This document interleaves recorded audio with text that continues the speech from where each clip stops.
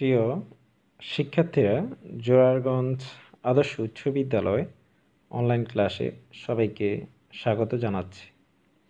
আমি মোহাম্মদ মাসুদ, সহকারী শিক্ষক গণিত, জোরারগঞ্জ আদর্শ উচ্চ বিদ্যালয়। প্রিয় শিক্ষার্থীরা, আশা করি তোমরা সবাই সুস্থ আছো এবং নিরাপদে থেকে ভালোভাবে পড়াশোনা চালিয়ে যাচ্ছ। প্রিয় অষ্টম শ্রেণীর শিক্ষার্থীরা, আজকে আমি তোমাদের গণিতের তৃতীয় অধ্যায় অর্থাৎ পরিমাপ সংক্রান্ত সূত্র এবং কিছু গাণিতিক সমস্যা নিয়ে আলোচনা করব। আশা করি তোমরা মনোযোগ সহকারে আলোচনাগুলো শুনবে এবং বাসায় চর্চা করবে।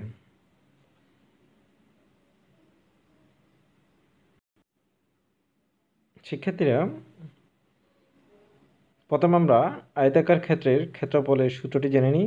আয়তাকার ক্ষেত্রের ক্ষেত্রফল নির্ণয়ের সূত্রটি হচ্ছে দৈর্ঘ্য পূরণ প্রস্থ। অর্থাৎ আয়তাকার ক্ষেত্রের ক্ষেত্রফল নির্ণয় করার জন্য আমাদের দুইটি তথ্য জানতে হবে, একটি হচ্ছে দৈর্ঘ্যের পরিমাপ আর একটি প্রস্থের পরিমাপ। বর্গাকার ক্ষেত্রের ক্ষেত্রফল নির্ণয়ের সূত্র হচ্ছে বাহু হোল স্কয়ার। তাহলে বর্গাকার ক্ষেত্রের ক্ষেত্রফল পরিমাপ করার জন্য আমাদেরকে বাহুর পরিমাপ জানতে হবে। ত্রিভুজাকার ক্ষেত্রের ক্ষেত্রফল নির্ণয় করার সূত্র হচ্ছে হাফ ইন্টু ভূমি পূরণ উচ্চতা। তাহলে ত্রিভুজাকার ক্ষেত্রের ক্ষেত্রফল পরিমাপ করার জন্য আমাদেরকে ভূমির পরিমাপ এবং উচ্চতার পরিমাপ জানতে হবে। আয়তাকার ঘনবস্তুর আয়তন পরিমাপ করার জন্য আমাদের দৈর্ঘ্যের পরিমাপ, প্রস্থের পরিমাপ এবং উচ্চতার পরিমাপ জানতে হবে। কারণ আয়তাকার ঘনবস্তুর আয়তন নির্ণয় সূত্রটি হচ্ছে দৈর্ঘ্য পূরণ প্রস্থ পূরণ উচ্চতা। শিক্ষার্থীরা, এখানে আরেকটি গুরুত্বপূর্ণ তথ্য আছে যেটি জেনে নেওয়া দরকার। সেটি হচ্ছে ক্ষেত্রফল পরিমাপের একক হচ্ছে বর্গ একক। অর্থাৎ ক্লুগুলো যদি মিটারে থাকে তাহলে আমরা লিখব বর্গ মিটার, সেন্টিমিটারে থাকলে বর্গ সেন্টিমিটার, মিলিমিটারে থাকলে বর্গ মিলিমিটার। এবার আমরা একটি গুরুত্বপূর্ণ গাণিতিক সমস্যা নিয়ে কথা বলি।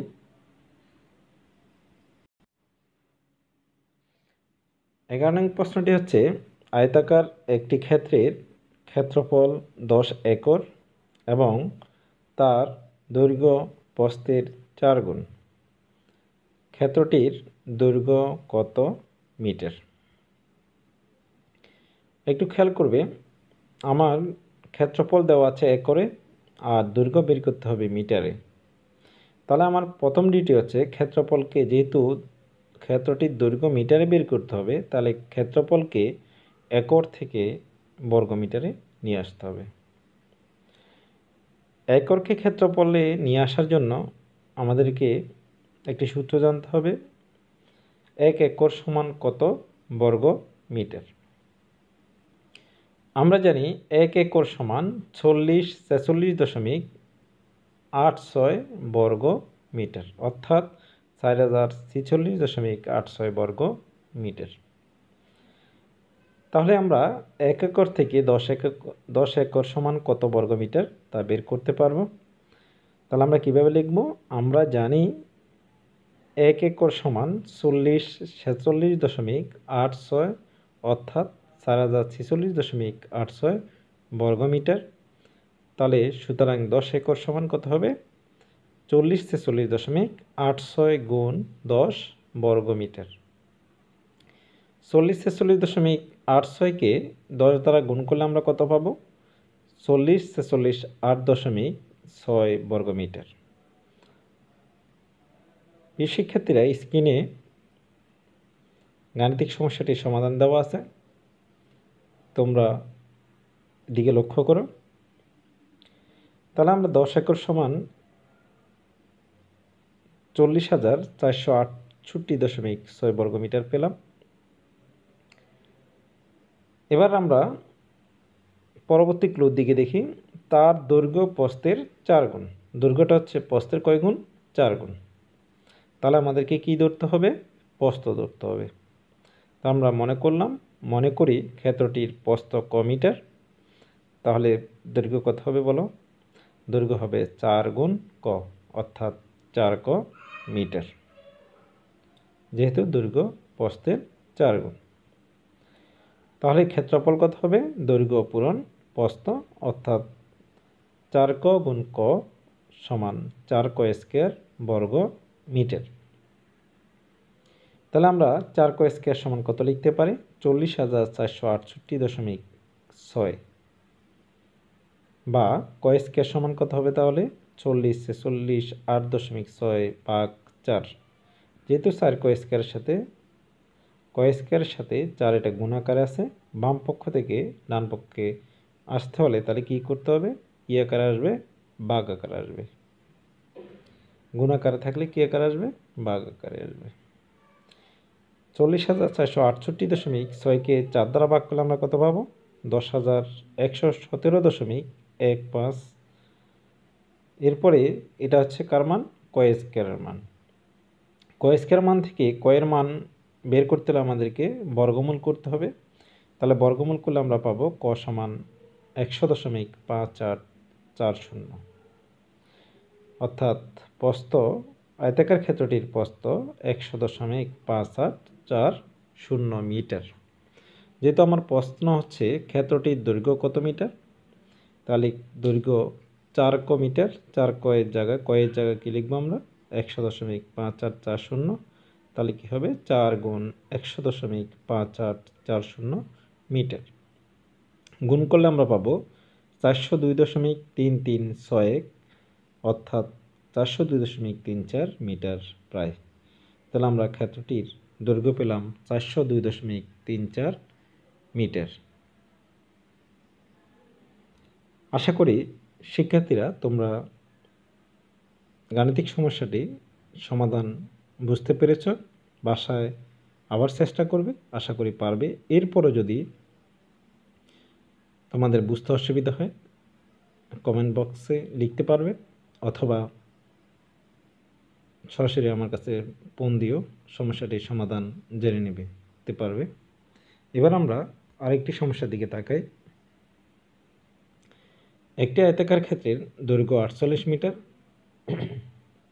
প্রস্থ 32 মিটার 80 সেন্টিমিটার। ক্ষেত্রটির বাইরে চারিদিকে 3 মিটার বিস্তৃত একটি রাস্তা আছে। রাস্তাটির ক্ষেত্রফল কত? এটি আমাদের পাঠ্য বইয়ের 14 নং প্রশ্ন।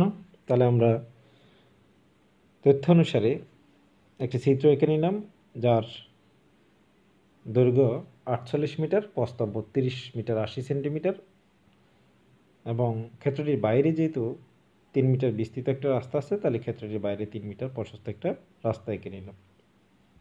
স্ক্রিনে চিত্রটি দেওয়া আছে, তোমরা একটু লক্ষ্য করো। তাহলে আমরা কি লিখব? দেওয়া আছে আয়তাকার ক্ষেত্রটির দৈর্ঘ্য 48 মিটার এবং প্রস্থ 32 মিটার 80 সেন্টিমিটার। সেন্টিমিটারকে মিটারে আনতে হলে 32 যোগ, এখানে একটা যোগ চিহ্ন দিতে হবে। 80 সেন্টিমিটারকে মিটারে আনতে হলে 80কে 100 দ্বারা কী করতে হবে? ভাগ করতে হবে। কারণ আমরা জানি 1 মিটার সমান 100 সেন্টিমিটার। তাহলে 32 যোগ 80কে 100 দ্বারা ভাগ করলে পাবো 0.80 মিটার। তাহলে যোগ করলে পাবো 32.8 মিটার। তাহলে আমরা আয়তাকার ক্ষেত্রটি দৈর্ঘ্য পেলাম 48 মিটার, প্রস্থ পেলাম 32.8 মিটার। তোমরা স্ক্রিনের দিকে একটু লক্ষ্য করো। তাহলে ক্ষেত্রফল কত হবে? কারণ আমরা জানি আয়তাকার ক্ষেত্রের ক্ষেত্রফল নির্ণয়ের সূত্র হচ্ছে দৈর্ঘ্য পূরণ প্রস্থ। তাহলে মানগুলো বসিয়ে দিলে আমরা পাবো 48 গুণ 32.8 বর্গমিটার। তাহলে গুণ করলে হবে 1574.4 বর্গ মিটার। এবার খেয়াল করো, ক্ষেত্রটির বাইরের চারিদিকে 3 মিটার বিস্তৃত একটি রাস্তা আছে। আমরা জানি বাইরে হলে রাস্তা সহ হবে, আর ভিতর হলে রাস্তা বাদে হবে। তাহলে যেহেতু বাইরে আছে, তাহলে আমরা রাস্তা সহ ক্ষেত্রটির দৈর্ঘ্য বের করব। একইভাবে রাস্তা সহ ক্ষেত্রটির প্রস্থ এবং রাস্তা সহ ক্ষেত্রটির ক্ষেত্রফল বের করব। তাহলে রাস্তা সহ ক্ষেত্রটির দৈর্ঘ্য কত হবে? 48 যোগ 3 গুণ 2। তাহলে 48 যোগ 3 দুগুণে 6, 48 আর 6 যোগ করলে কি হবে? 54 মিটার। এবং রাস্তাসহ ক্ষেত্রটির প্রস্থ হবে 32.8 গুণ যোগ 3 গুণ 2 মিটার সমান 32.8 যোগ 3 দুগুণ 6 অর্থাৎ 38.8 মিটার।